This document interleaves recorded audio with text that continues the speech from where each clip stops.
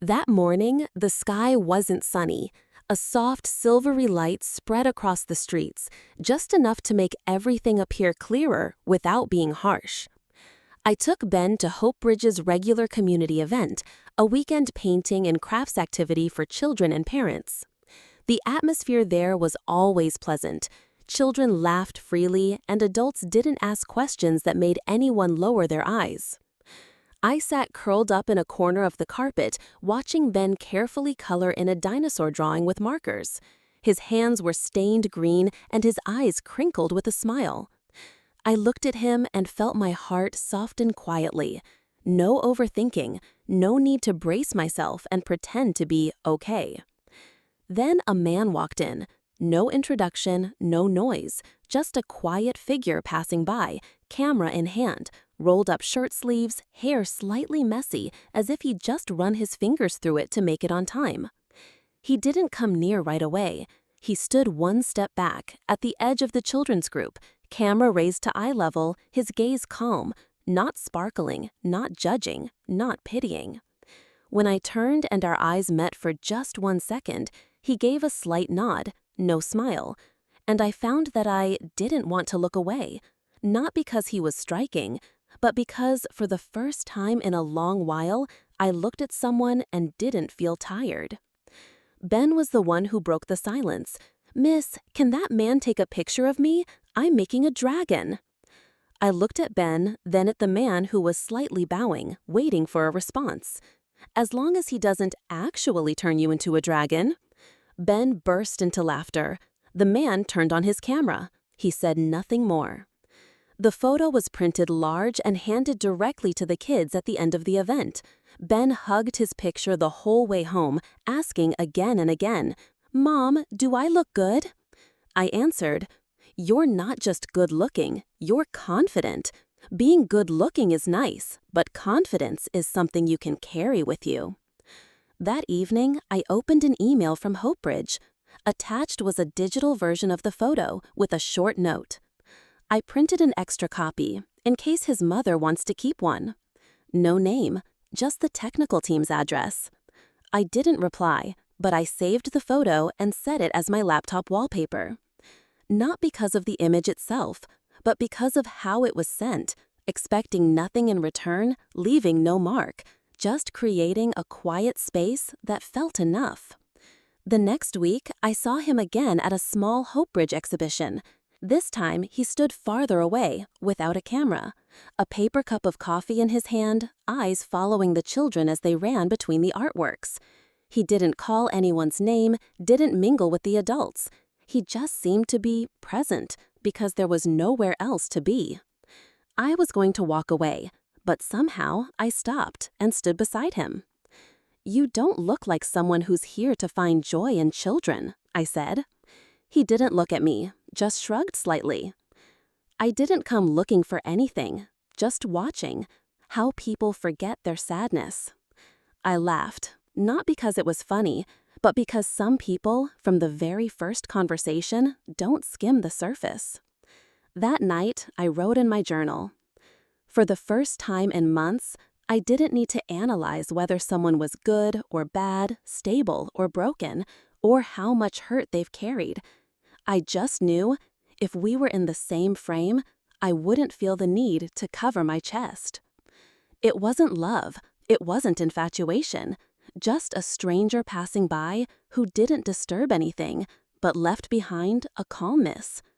And for someone who has just stepped out of a storm, calm is the rarest thing of all.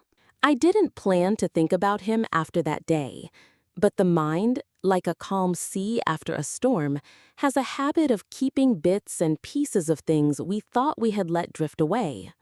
That morning, I began a new routine, taking early walks around the neighborhood. No rush, no headphones, just breathing, like someone learning how to live without bracing themselves all the time. I remembered those eyes that day. Not brown, not deep, not bright, but still. And stillness, for me, is more than enough. Just as I was sitting to tie my shoelaces on the front steps, my phone buzzed.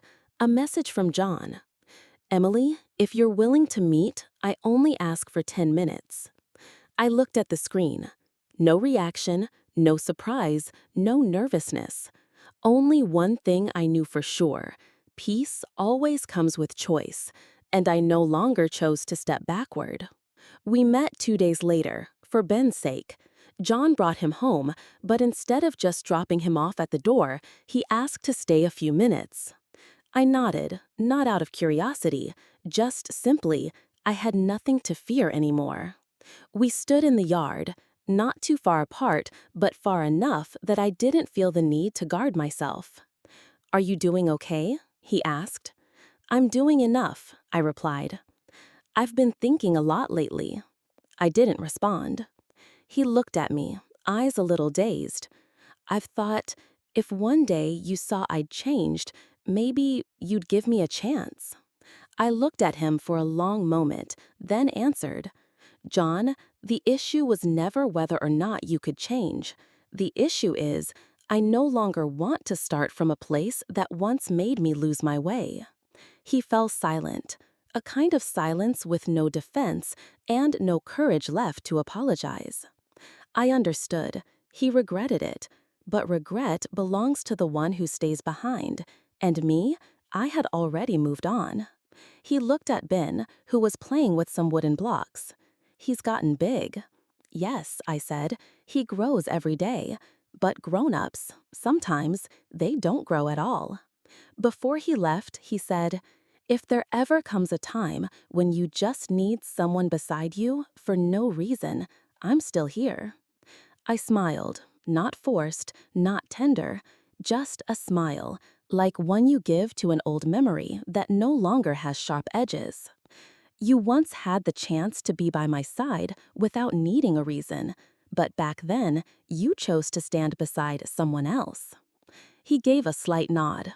No excuses. That night, I brewed a pot of chamomile tea, sat at the kitchen table, and opened my little notebook. I didn't write anything. I just felt lighter. Not because he said something that brought me peace, but because I realized I no longer expect anything from him. No apology, no acknowledgement, no "you were right." I only needed to know one thing. I have forgiven, but there is no space left to return. I saw him again on a rainy afternoon. Not a heavy rain, not long-lasting, just enough to dampen the streets and give the air that earthy scent of early season showers. Hope Bridge was hosting a community event called Seed Day, a place where children were given pots, soil, and seeds to plant. The adults stayed behind to share something they wanted to sow again in life. I brought Ben there with no intention of participating, just planned to wait for my son. But then I saw him, standing in a corner of the yard, carefully labeling each plant by hand. No one asked him to. No noise around him. Just a man patiently doing something small, as if it were the most important task of the afternoon. Just as I was about to turn away, he looked up, saw me. A nod, no words. I nodded back. We didn't speak that day, but that same evening I received an email from a Hope Bridge tech address. The attachment was a photo of Ben laughing loudly next to a pot of soil, hands messy with dirt. Below the photo, a single line.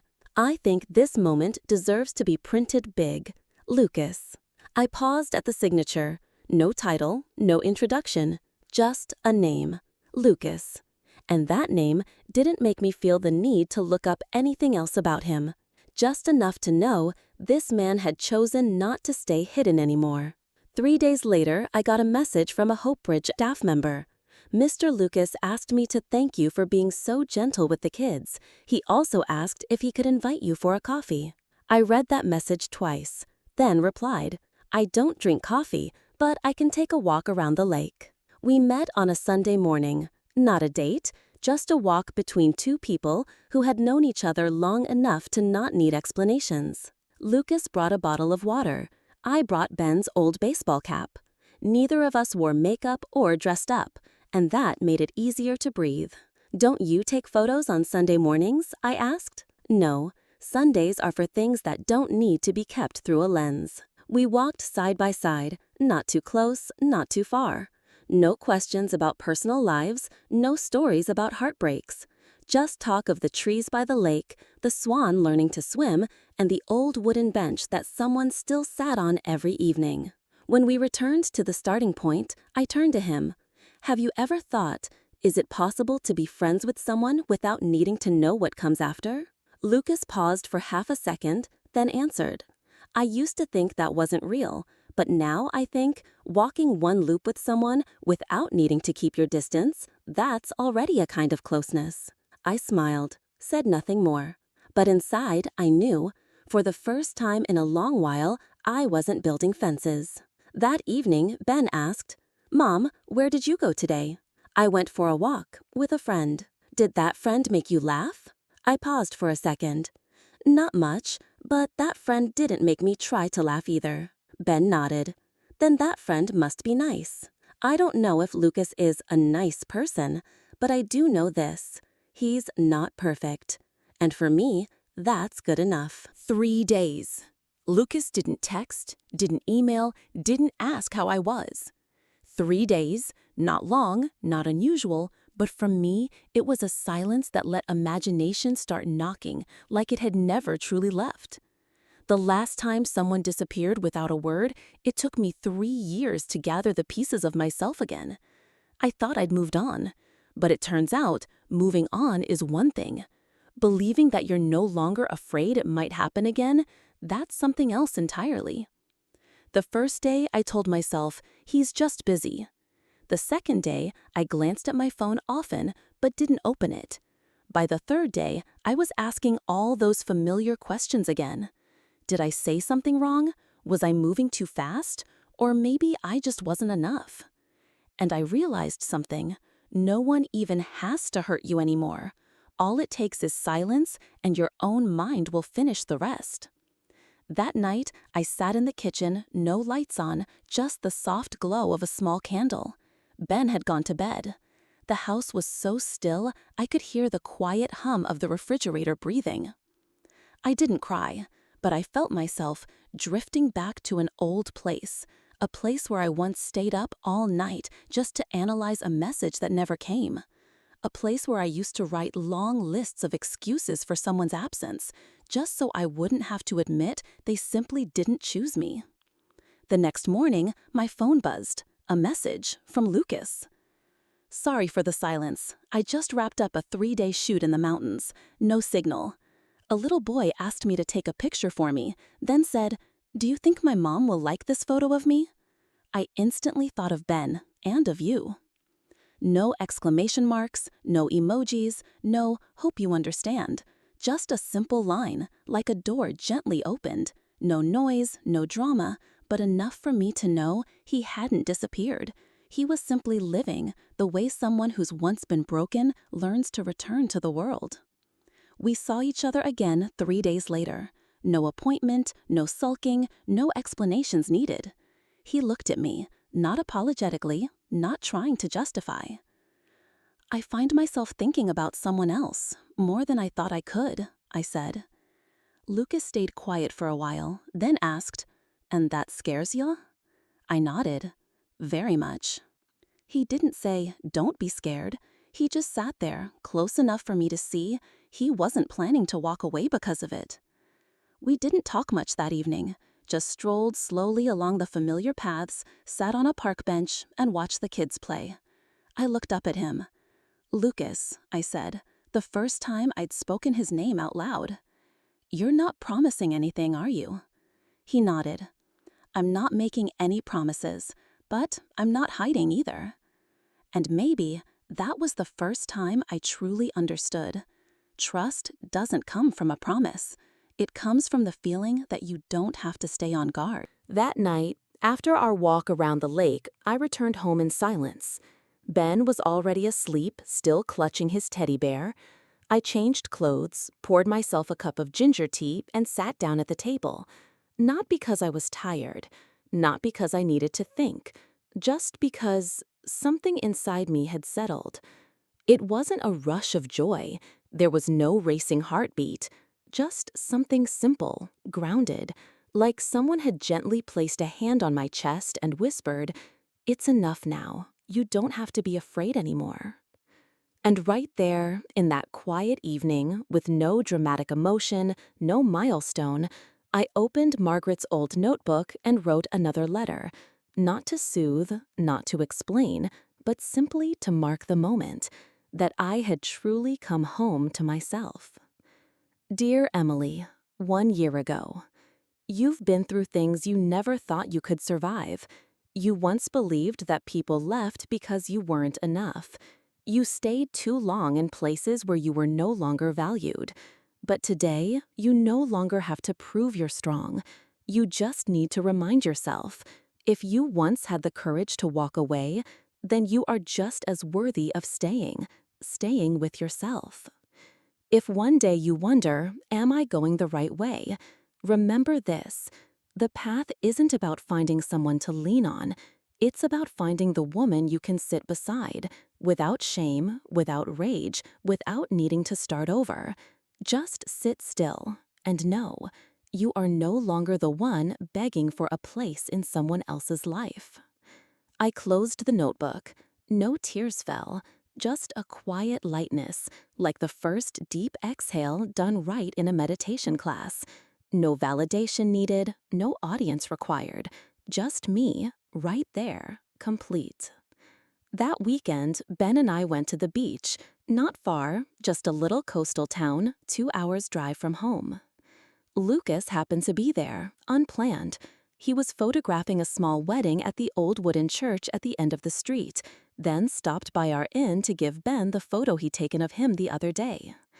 As Ben ran out and threw his arms around him, I stood on the porch, a glass of iced tea in hand, sunlight slanting across my shoulder.